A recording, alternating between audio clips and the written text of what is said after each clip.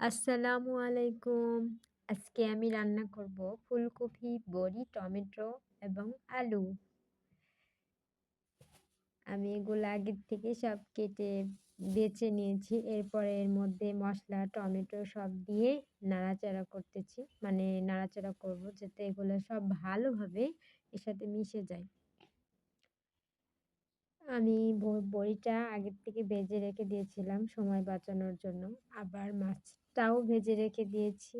আমি মাছটা ভাজতে পারিনি কারণ ভাজতে গিয়ে ভেঙে গেছে। যেভাবে পেরেছি সেভাবেই করে রেখেছি। এরপর আমি আবার তরকারিটা আবার ভালোভাবে নেড়েচেড়ে দেব। যাতে ফুলকপিগুলো ভালোভাবে সেদ্ধ হয়।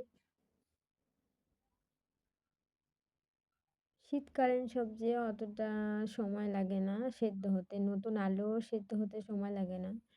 এজন্য আমি আবার ঢাকনা দিয়ে ঢেকে দিলাম।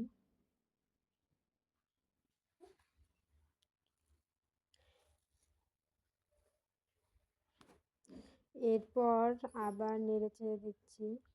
বড়িগুলো সিদ্ধ হতে অনেক টাইম লাগে। এজন্য তরকারির মধ্যে দিয়েই কষায় নিচ্ছি যাতে ওগুলা ভালোভাবে সেদ্ধ হয় আরকি।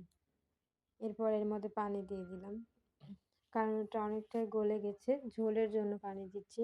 আর একটু পানি এড করব এর সাথে মানে বেশি করে পানি দিব। কারণ এর মধ্যে আবার মাছ দেওয়া হবে তখন তো একেবারেই থাকবে না। আর এই যে বড়িগুলো দেখছেন এগুলা নিয়ে আবার ঝোল চুষে নেয়।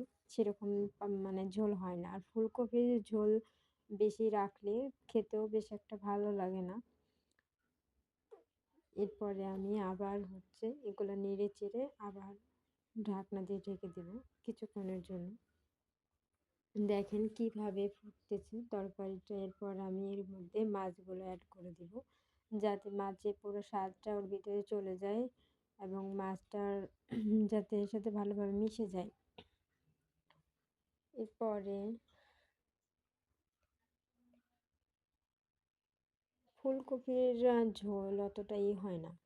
আমি এর মধ্যে এখন ১ চামচ জিরা গুঁড়া দিয়ে দিলাম। এটা আমি অনেক আগে থেকে করে রেখে দিয়েছিলাম। সব তরকারিতেই এটা আমি ব্যবহার করি তরকারিটা নামানোর আগ মুহূর্তে। এটা দিলে তরকারির একটা সেন্ট আসে অন্যরকম। আবার খেতেও ভালো লাগে। অনেক স্বাদ হয়। দেখছেন আমার বড়িগুলো কত ফুলেছে। আরও ফুলে বড় হবে। দেখতে সুন্দর লাগবে। তরকারিটা কিন্তু আমার প্রায় শেষ হয়ে গেছে। মানে এখন আর জ্বালাবো না। এই দেখছেন আমার তরকারিটা কত সুন্দর কালার এসেছে আর দেখতে কত সুন্দর লাগছে। ফুলকপি, বড়ি, মাছ, আলু। কার কার ভালো লাগে এরকম খেতে অবশ্যই জানাবেন। সবাই ভালো থাকবেন। আল্লাহ হাফেজ।